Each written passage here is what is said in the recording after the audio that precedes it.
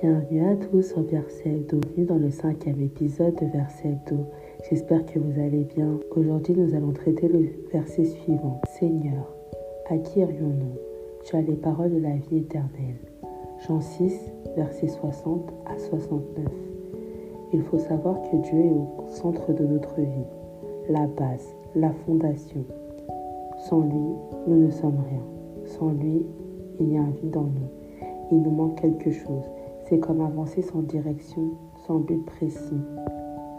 C'est lui qui nous a aimés le premier sans distinction, notre premier amour. Quand on suit Christ, on accède à la vie éternelle, car il a les paroles de la vie. Dans ce contexte, Jésus venait de donner un enseignement difficile à comprendre pour beaucoup de ses disciples, et certains se demandaient même s'ils devaient continuer à le suivre. Pourtant, Pierre reconnaît que Jésus seul a les paroles de vie éternelle. Cela nous rappelle que même lorsque nous ne comprenons pas tout, la foi en Jésus nous guide vers la vérité et la vie éternelle. Dans nos vies, il est crucial de reconnaître que sans Dieu, nous manquons d'une direction claire. Il nous a aimés le premier, et cet amour inconditionnel est la base de notre foi.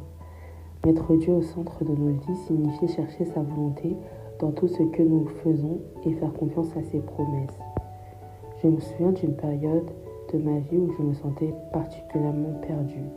J'avais l'impression de marcher sans but, de m'efforcer sans direction. C'est alors que j'ai décidé de consacrer plus de temps à la prière et à la lecture de la Bible.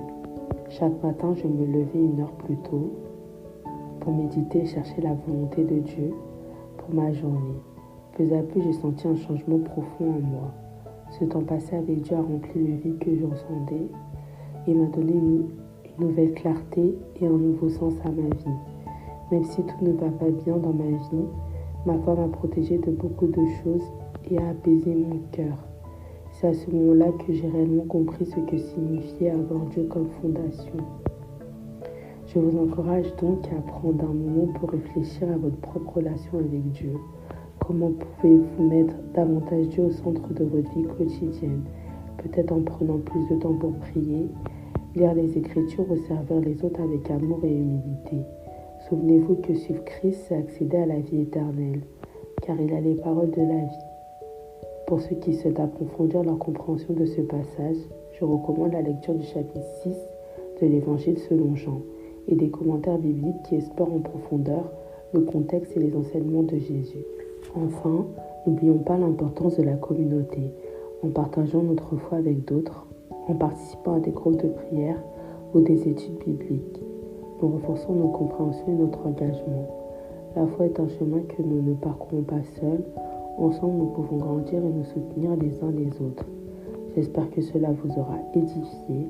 Je m'efforce de faire de mon mieux pour que cela soit le cas. Soyez bénis, à la prochaine sur Verset Hebdo.